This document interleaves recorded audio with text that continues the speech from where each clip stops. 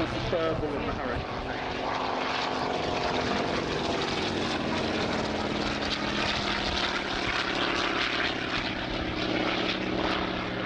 Andy is a great supporter of this event and of Brooklands Museum, so big up to him.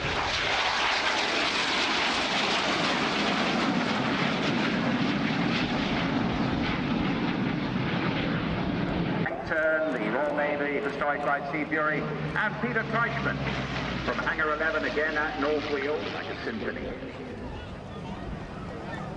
with the Merlin.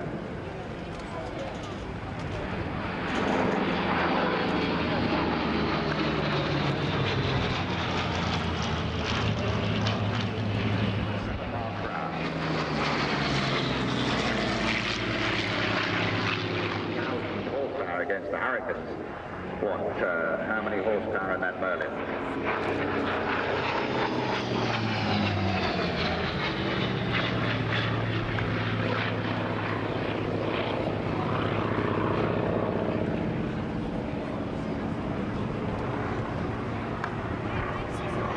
And quite a different sound. The radial engine has that sort of background throb to it. You can't be a good radial engine. Yeah. But of course it's a very complicated engine. It's designed with sleeve valves. It's very complicated to overhaul. And many people in the US who have rebuilt Sea Furies have put ghastly American engines onto them.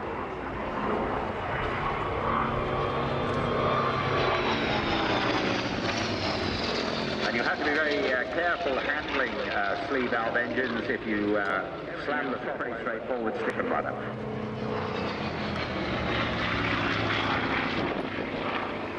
The Fury was originally designed for an RAF contract, but the advent of the jet meant that it was superseded before it was in service. But it was perfectly suited for the Navy at the time, which needed the low-speed handling to get things on and off carriers. But of course it was the Sea Fury in Korea that scored a pistoned engine fighter. Much sought after by Reno Air Racers. They put in upwards of 4,000 horsepower, the Concorde, into one of these aircraft, which makes it murderously fast and very, very difficult to fly. Most definitely the most important control to understand is the throttle.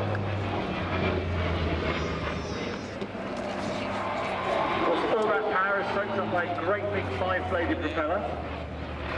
And the Reno Air Racers, as they replaced that sleeve valve, tricky sleeve valve Centaurus, with a Pratt & Whitney 4360 Wasp, which, as I say, is turning in the Wasp Major about 3,500 to 4,000 horsepower.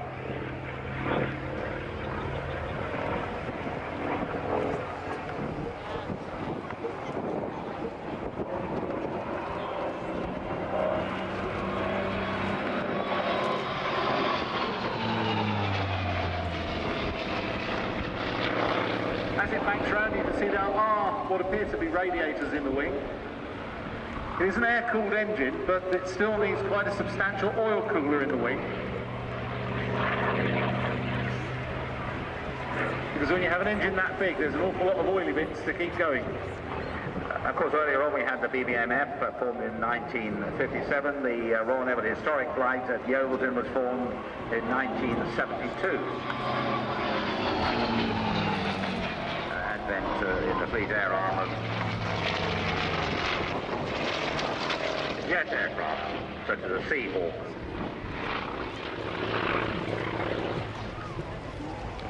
And sadly, a lot of them are scrapped. Yes. The famous warbird collector Doug Arnold, shake hands, count your fingers, who in 1977 sold the aircraft to Spencer Black. All great names within aircraft preservation in this country.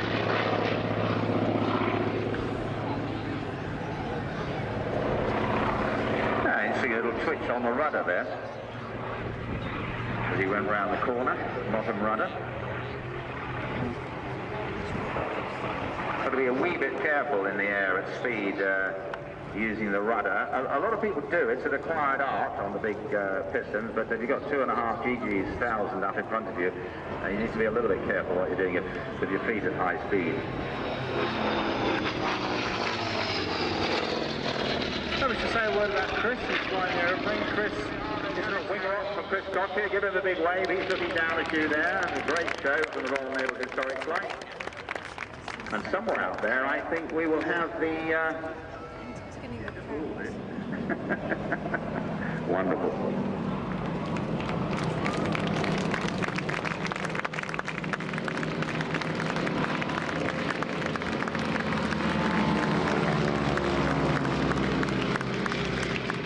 Well, there you are, ladies and gentlemen. That's going to be a world first at Wings and Wheels Dunsfold 2013. A string bag.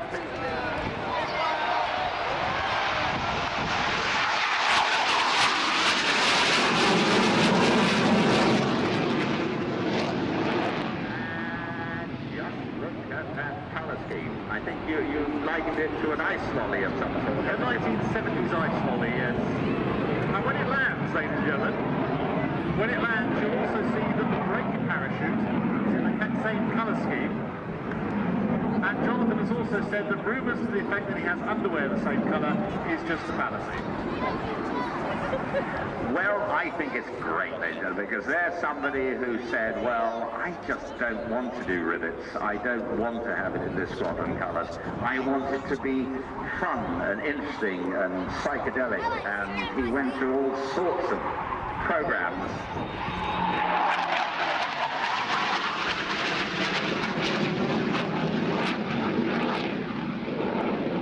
To try and prepare this colour scheme on a computer.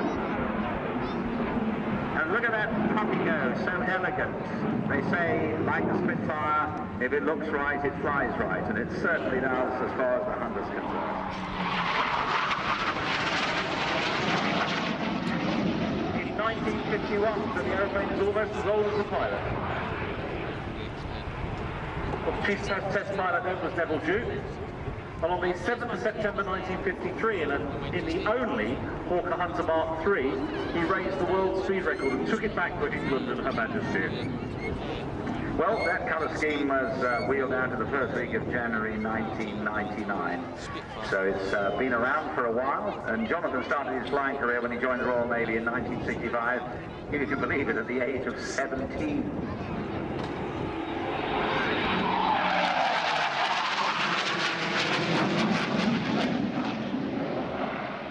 This particular aircraft was built for the RAF as a Mark IV in 1956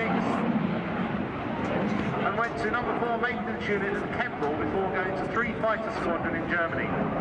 It then went on to 229 Operational Conversion Unit at Chivenna in Devon. It was eventually purchased in 1971 by Hawker Siddeley and rebuilt here at Brooklands to Mark 58 standard for the Swiss Air Force.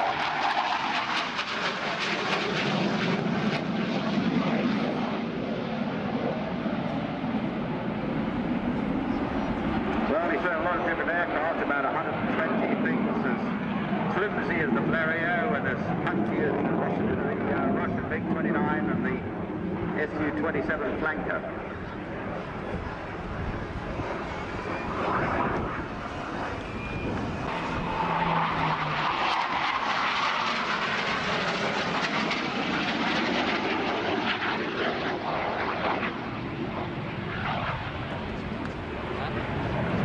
Wondrous colour scheme. Well, the prototype Hunter first flew in 1951 and was introduced into military service in 1956 and has flown, I believe, an incredible 21 other air forces as well as the RAF, of course. It actually goes back to 1946.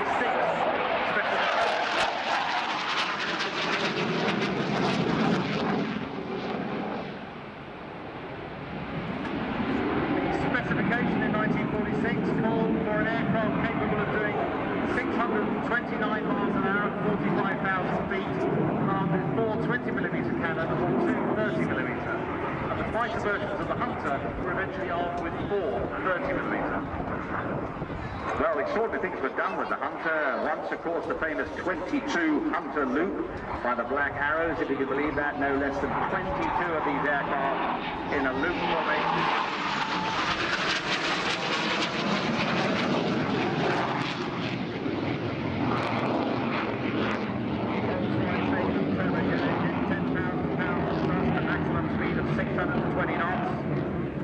And a range of up to 1,650 nautical miles.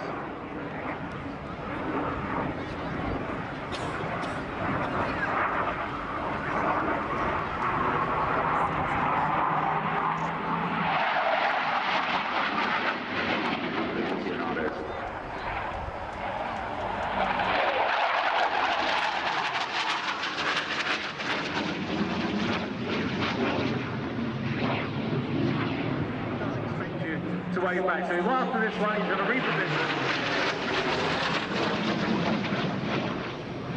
So that registration, Melvin, yeah, Golf Papa Sierra Sierra Tango, somebody once summed it up very well as a personal supersonic transport.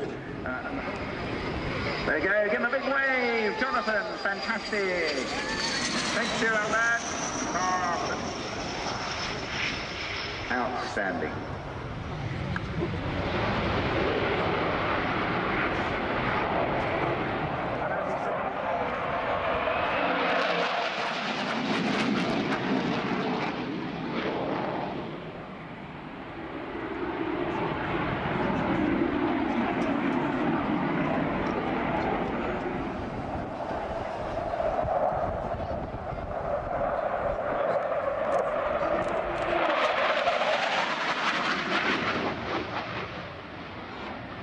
Well, there you are. That's, what do we say, Melvin? Oh, a little kiss off the tyres. There goes the chute.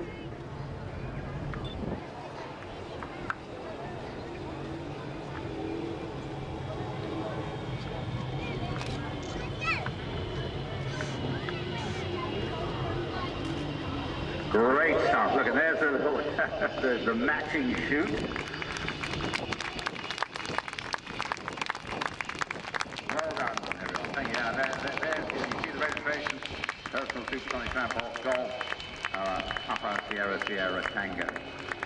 Can get a bit edgy even on a runway of this length if the tail chute fails.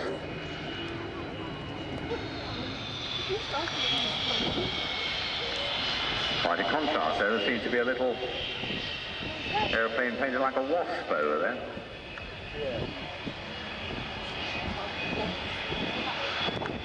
And if you look up to your left now, ladies and gentlemen, you'll